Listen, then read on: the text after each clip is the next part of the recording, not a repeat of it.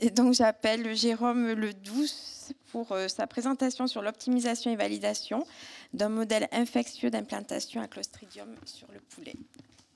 Merci. Bonjour à... Je vais passer. Bonjour à tous, je me présente, Jérôme Ledouce, donc chargé de projet au sein de l'association INOSE, et plus particulièrement du service santé et production animale, qui a pour objectif d'accompagner les entreprises de ces domaines dans leurs projets de recherche et d'innovation.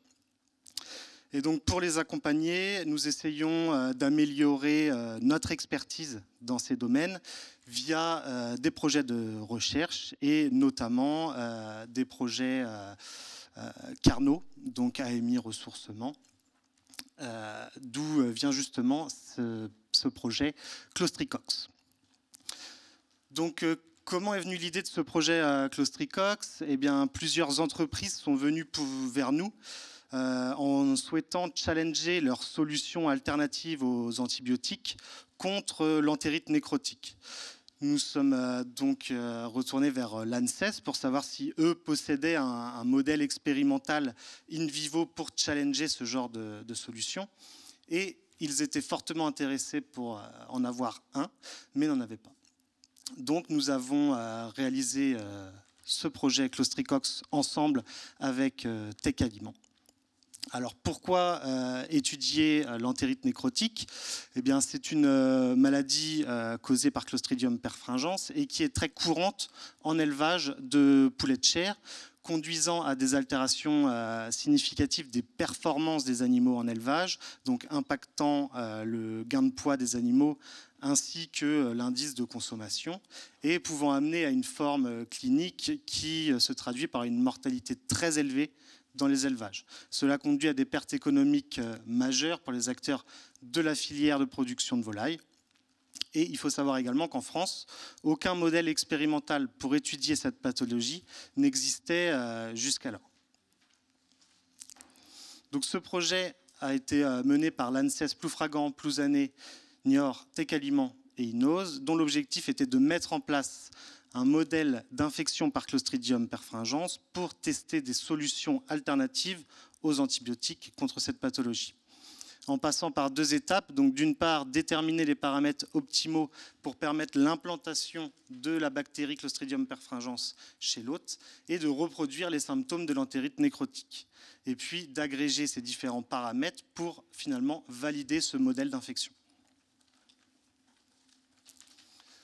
Donc la mise en place du modèle a pris beaucoup de temps, de nombreux essais en animalerie protégée au sein de l'ANSES de Ploufragan. Et des paramètres ont été déterminés, donc notamment une inoculation de coccidie administrée avant l'inoculation de la bactérie pour favoriser l'implantation de la bactérie dans la paroi intestinale déjà fragilisée par le parasite. Puis une inoculation en 2 temps de la bactérie, donc 4 et 5 jours après inoculation de coccidie, pour augmenter la concentration inoculée. À 6 jours, les animaux sont abattus pour pouvoir donc évaluer les lésions dues à Clostridium perfringens. Et puis tout au long de l'étude, des paramètres sont suivis tels que la pesée des animaux et l'état de santé et la mortalité de ceux-ci. Donc voici les résultats qui ont été obtenus à la fin du projet Clostricox. Donc comme vous pouvez le voir ici, les différences entre les animaux inoculés et non inoculés, on voit ici que malgré le fait que le score lésionnel est assez faible, qui est de 1 sur une échelle de 6, plus de 60% des oiseaux inoculés présentaient des lésions spécifiques de Clostridium perfringens. De plus, au niveau du poids des animaux, on a pu voir des différences significatives entre les animaux inoculés et non inoculés sur le poids des animaux à la fin de l'étude, donc lors de l'euthanasie des animaux, et au niveau du gain de poids moyen quotidien lors de la période d'infection par Clostridium perfringens, avec une diminution de ce GMQ de plus de 8% chez les animaux inoculés. Par contre, lors de ce projet Clostricox, nous n'avons pas pu reproduire, on peut dire, une entérite nécrotique clinique avec un très faible taux de mortalité des animaux. Nous avons tout de même pu, grâce à cela, établir un nouveau modèle d'étude des infections par Clostridium perfringens chez le poulet de chair, donc permettant d'une part l'étude plus approfondie des impacts de Clostridium perfringens chez son hôte et également l'étude du mode d'action de solutions alternatives aux antibiotiques, qui était là l'objectif de INOS. Donc l'objectif ensuite était de proposer cet outil Clostricox aux entreprises du secteur pour pouvoir les accompagner dans leurs projets de recherche et d'innovation pour déterminer de nouvelles solutions thérapeutiques efficaces. Et ce fut le cas pour Philéo, donc, qui est venu nous voir avec sa solution, donc composée de différentes souches probiotiques, qui avaient donné déjà des bons résultats in vitro sur Clostridium perfringens. Ceux-ci avaient déjà débuté des essais aux États-Unis sur un modèle qui existait déjà.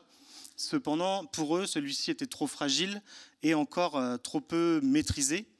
Et quand ils ont vu du coup les résultats de modèle Clostricox, ils ont trouvé cela prometteur et ils ont souhaité donc tenter l'expérience avec ce modèle, mais en l'optimisant pour répondre à leurs attentes. Donc des améliorations ont été apportées à ce modèle, qui était d'une part d'augmenter le nombre d'animaux par lot pour améliorer la puissance statistique, et puis de conserver des animaux jusqu'à 5 jours post-inoculation, puisque dans le projet Clostricox, ils étaient euthanasiés 2 jours après la première inoculation, pour étudier la croissance compensatrice. L'objectif était donc de suivre l'efficacité de la solution probiotique sur l'entérite nécrotique, solution distribuée dans l'aliment et tout au long de l'étude. Donc nous avons mis en place 4 groupes de poulets ROS 308, donc qui sont des poulets dits lourds. 4 groupes, donc un témoin négatif non inoculé, non traité, un témoin positif d'infection, donc inoculé avec des coccidies, des clostridies et non traité. Un groupe doublement inoculé traité et un groupe inoculé seulement avec des coccidies et traité pour voir si l'effet que l'on peut voir s'il y a effet n'est pas seulement dû à un effet sur les coccidies.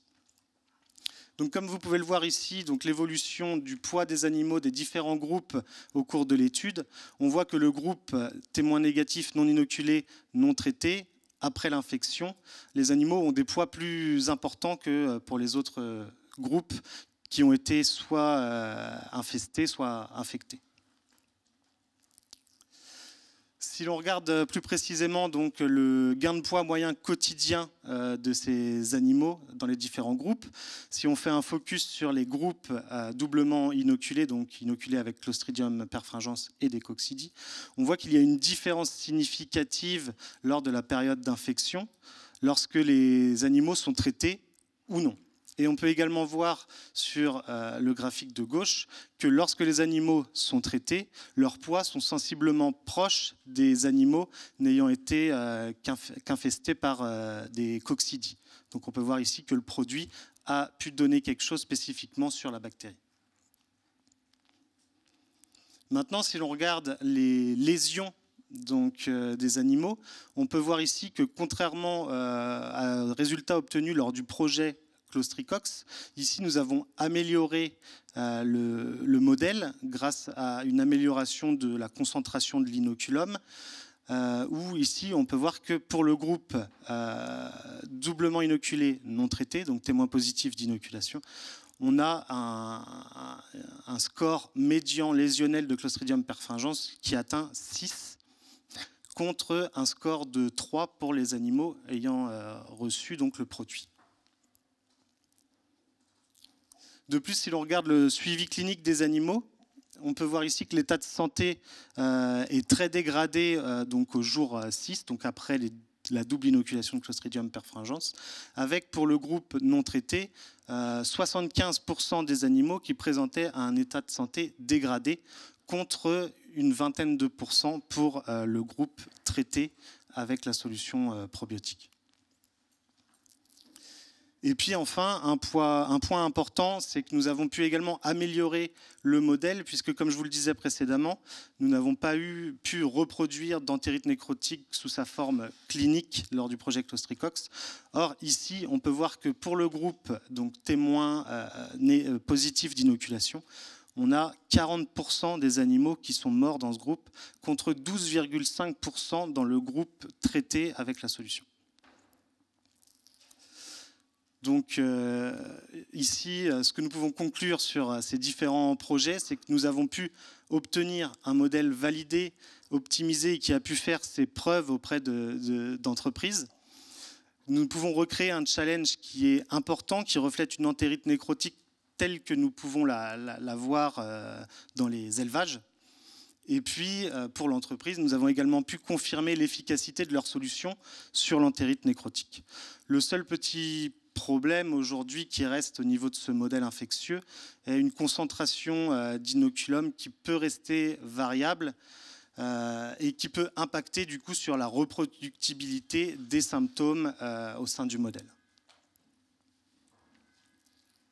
Voilà, je vous remercie de m'avoir écouté. Merci.